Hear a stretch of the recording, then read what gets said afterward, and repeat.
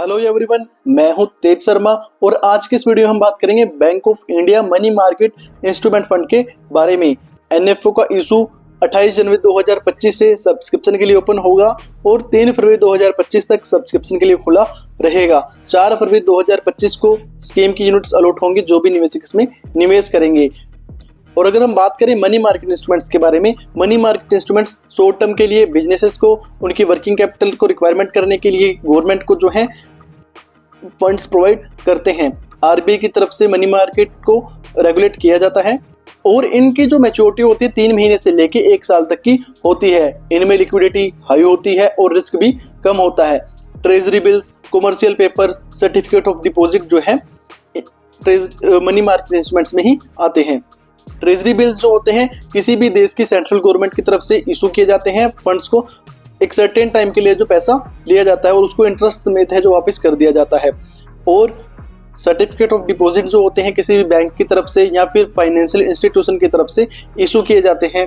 और जो commercial papers होते हैं किसी बिजनेस की तरफ से, किसी कंपनी की तरफ से वर्किंग कैपिटल रिक्वायरमेंट के लिए जो है इशू किए जाते हैं। एक सर्टेन स्पेसिफिक टाइम के लिए है जो पैसा लिया जाता है उधार और उसको टाइम समेत जो है विद इंटरेस्ट जो है उनको वापस कर दिया जाता है। तो इनमें जो है लेंडर्स को भी फायदा होता है क्योंकि रिस्क कम होता है, हाई लिक्विडिटी होती है और इजीली इनको कैश में कन्वर्ट किया जा सकता है। तो मनी मार्केट इंस्ट्रूमेंट जो होते हैं इनमें ही मनी मार्केट म्यूचुअल फंड है, इनमें निवेश करते हैं।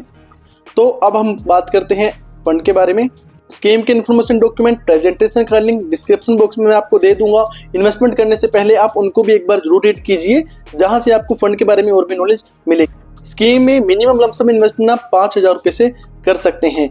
स्कीम में जो रिस्क है लो टू मॉडरेट स्कीम में रिस्क। स्कीम का जो बेंचमार्क है CRISIL money market AI index इस स्कीम का बेंचमार्क है। स्कीम में जो एक्जिलोड है किसी भी टाइप का एक्जिलोड नहीं रहेगा, आप कभी भी अपनी यूनिट्स को रिडीम कर सकते हैं।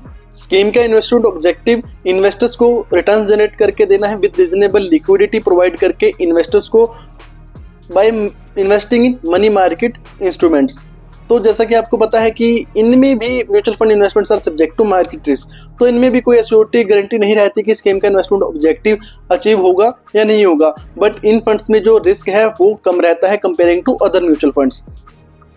तो अब हम बात करते हैं किन निवेशकों के लिए फंड सुइटेबल है। देखिए, अगर आप एक नए निवेशक हैं, इन्वेस्टमेंट करना चाहते हैं फंड्स में, तो आप डेट म्यूचुअल फंड्स को लेकर चल सकते हैं। इनमें रिस्क है वो भी कम होता है, रिटर्न्स भी इनमें की थोड़ी ठीक ठाक ही रहती हैं comparing to equity mutual fund, but इनमें रिस्क भी है जो कम रहता है। अगर आप एक कंजर्वेटिव इन्वेस्टर हैं तो आप इनमें निवेश कर सकते हैं।